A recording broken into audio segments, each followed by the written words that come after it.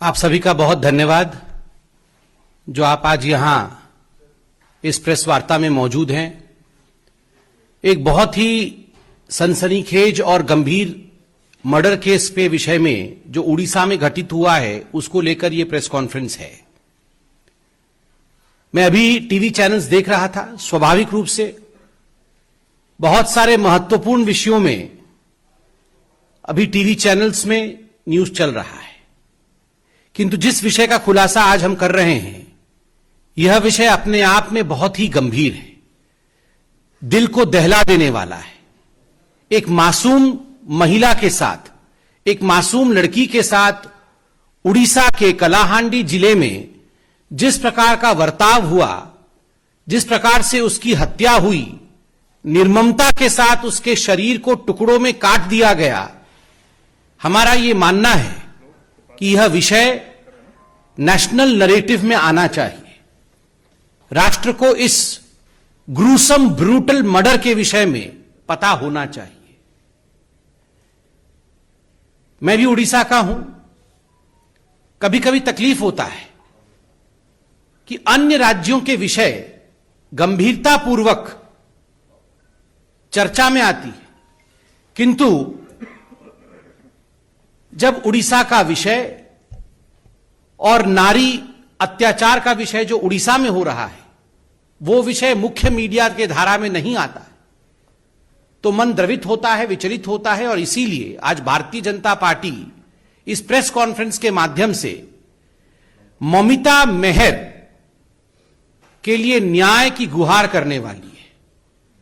आप सभी ने कुछ दिनों से सोशल मीडिया में देखा होगा, जस्टिस फॉर ममिता मेहर नामक एक हैशटैग भी चल रहा है और देश विदेश से लोग इस बालिका के साथ, जो आज हमारे बीच नहीं है, उसके साथ खड़े हैं। ममिता मेहर 24 वर्ष की थी। ममिता मेहर एक टीचर थी, एक अध्यापिका थी। जिस स्कूल में वो अध्यापिका थी उस स्कूल का नाम सनशाइन इंग्लिश मीडियम स्कूल, और उस स्कूल के साथ उसी एडमिनिस्ट्रेशन का जुड़ा हुआ एक महालिंग कॉलेज, यह पूरा एक प्रांगण में था। यह उड़ीसा के कलाहांडी जिले में स्थित है, मौजूद है।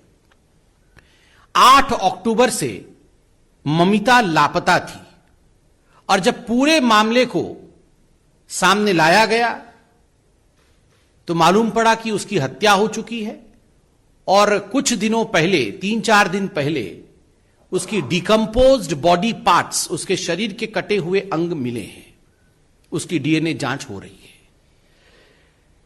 ममिता मेहर के साथ क्या हुआ? ममिता मेहर के सनशाइन इंग्लिश मीडियम स्कूल के जो एडमिनिस्ट्रेटर थे उनका नाम गोविंद साहू है। पूरा विषय सामने जब आया तो मालूम पड़ा कि गोविंद साहू इस स्कूल और इस कॉलेज के जो लेडीज हॉस्टल था, जिसकी वार्डन ममिता मेहर थी, कहीं ना कहीं उसमें एक सेक्स रैकेट चलाते थे और इस सेक्स रैकेट में कई मासूम महिलाओं का, मासूम लड़कियों का, जो स्कूल में छात्रा के रूप में मौजूद थी, और कुछ अध्यापिकाओं का वो इस्तेमाल करते थे। इस प्रकार से दोहन और शोषण महिलाओं का होता था इस स्कूल और इस कॉलेज के कंपाउंड में। सबसे दुखद विषय है कि अब जो विषय सामने आया है वो वाकई हम सबके रोंगटे खड़ा कर देता है। मंत्री हैं दिव्य शंकर मिश्रा, उड़ीसा के बीजेडी सरकार के मंत्री हैं। वो वहां के गृह मंत्री हैं और एनर्जी मिनिस्टर भी हैं। अब दिव्य शंकर मिश्रा होम मिनिस्टर हैं उड़ीसा के, और दुखद विषय है कि इस पूरे प्रकरण में अब उनका नाम भी सामने आ रहा है। समय समय पर इस कॉलेज में जाना, इस स्कूल में जाना, वहां रात्रि प्रवास करना, महिलाओं का शोषण करना, यह मंत्री के आचरण में था। इस प्रकार की बातें अब न केवल उड़ीसा के मीडिया अपितु राष्ट्र पटल में भी सामने आ रहा है, और जो लोग पूरे इस प्रकरण में इन्वॉल्व थे उनके द्वारा भी सच्चाई सामने रखी जा रही है। जब ममिता 8 अक्टूबर से अपने घर नहीं पहुंची, पूरे विषय को लेकर ममिता के घर वाले, अध्यापिका के घर वाले जब पास के पुलिस स्टेशन में पहुंचे बुलांगीर में, तो जान के आश्चर्य होगा कि वहां के जो पुलिस निरीक्षक थे, वहां के जो पुलिस के कर्मचारी थे, उन्होंने एफआईआर तक दर्ज कराने से मना कर दिया। कहीं ना कहीं पुलिस जानती थी इसमें मंत्री जी के हाथ का विषय है, मंत्री जी के साख का विषय है, इसलिए let's not file an FIR because otherwise the governments name will be dragged and the concerned minister's name would be dragged. Even the police was in no, and that's why the police refused to file an FIR initially. जब दबाव विपक्षी पार्टियों का उड़ीसा में पड़ा तो police के पास और कोई रास्ता नहीं रहा, तब उनको एफआईआर दर्ज करना पड़ा। आश्चर्य का विषय देखिए, एफआईआर दर्ज होने के पश्चात गोविंद साहू को गिरफ्तार किया गया और जब पुलिस स्टेशन टिटलागढ़ में लाया गया तो कुछ मिनटों के प्रश्न उत्तर इंट्रोगेशन के पश्चात बिजली चली जाती है। अचानक बिजली चली जाती है क्योंकि एनर्जी मिनिस्टर है दिव्य शंकर जी। बिजली चली जाती है और गोविंद साहू अंधेरे में गायब हो जाता है। पुलिस स्टेशन के अंदर से, जहां चारों तरफ पुलिस तैनात है और 6-7 फीट का बाउंड्री वॉल है, उसको कूद के जाना भी आसान नहीं है। बिजली आने तक गोविंद साहू फरार। This is not possible without the complicity of the BJD government. अगर बीजेडी की सरकार और दिव्य शंकर मिश्रा जो कि होम मिनिस्टर है, एनर्जी मिनिस्टर है, ये बिजली का जाना और कल्प्रिट का गायब हो जाना, यह सब संभव नहीं होता यदि मंत्री इसमें खुद जुड़े नहीं होते। बाद में जब पूरा विषय आगे बढ़ा तो गोविंद साहू ने सरेंडर किया है और उसने माना कि अपनी चलती हुई कार में उसने हत्या की थी ममिता मेहर की, और हत्या करने के पश्चात कई घंटों तक बॉडी गाड़ी में ही रही। बाद में बॉडी के टुकड़े टुकड़े करके उसे जला करके उसे कॉलेज के प्रमाइसेस में ही दफना दिया गया था। अब बॉडी मिल गई। बंधुगण, यह काम एक व्यक्ति का नहीं हो सकता है। बॉडी को काटना, बॉडी को डिस्पोज करना, फिर उसको जलाना, फिर उसके रिमेन्स को दफनाना, यह एक गिरोह का काम हो सकता है, कई लोगों का भी काम हो सकता है। अभी तक गिरफ्तारी नहीं होना, मंत्री को बचा के रखना। और दिव्य शंकर मिश्रा जो मंत्री हैं वो इसी कॉलेज में भाषण में कह रहे हैं कि कई रात मैं इस कॉलेज में गुजार चुका हूं और जब मैं रातों को यहां रहता हूं तो मैं जवान हो जाता हूं। ये सारी चीजें फोन में मौजूद हैं।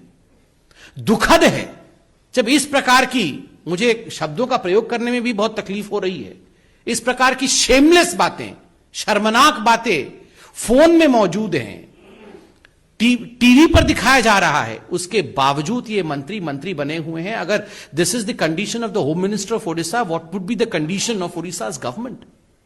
उड़ीसा की सरकार की हालत क्या होगी? वहां महिलाओं के ऊपर जो अत्याचार हो रहे हैं वो बंद कैसे होंगे? मैं मीडिया से सिर्फ इतना ही दरख्वास्त करूंगा, यह बहुत गंभीर विषय है। आज उड़ीसा की महिलाएं राष्ट्रीय मीडिया की तरफ देख रही हैं। आपने हर राज्य में जहां भी अत्याचार अन्याय होता है, आप उन विषयों को उठाते हैं, प्रतिपादित करते हैं, राष्ट्र स्तर में उस पर विवेचना होती है, गवेषणा होती है। आज उड़ीसा के इस विषय को राष्ट्र मीडिया उठाए और यह प्रश्न उड़ीसा की सरकार से अवश्य पूछे कि मंत्री संलिप्त हैं और मंत्री अभी तक बचे कैसे हुए हैं। माननीय राष्ट्रीय अध्यक्ष भारतीय जनता पार्टी के आदरणीय श्री जेपी नड्डा जी ने और भारतीय जनता पार्टी ने इस पूरे विषय का संज्ञान लिया है और एक 3 सदस्यीय टीम उड़ीसा भेज रही है। उस टीम के सदस्य हैं सांसद सुनीता दुग्गल जी, हमारी महिला मोर्चा की अध्यक्षा और विधायक आदरणीय वनिता जी और एमएलए रूपा मित्रा चौधरी जी। हमारी तीनों बहनें एक टीम के रूप में नड्डा जी के इस प्रस्ताव के पश्चात वो उड़ीसा जाएंगी और यथाशीघ्र इस पूरे विषय का संज्ञान लेके रिपोर्ट भी सबमिट करेंगी। आप इस विषय को गंभीरता से राष्ट्र पटल पर रखेंगे, यह आशा भारतीय जनता पार्टी करती है। बहुत बहुत धन्यवाद।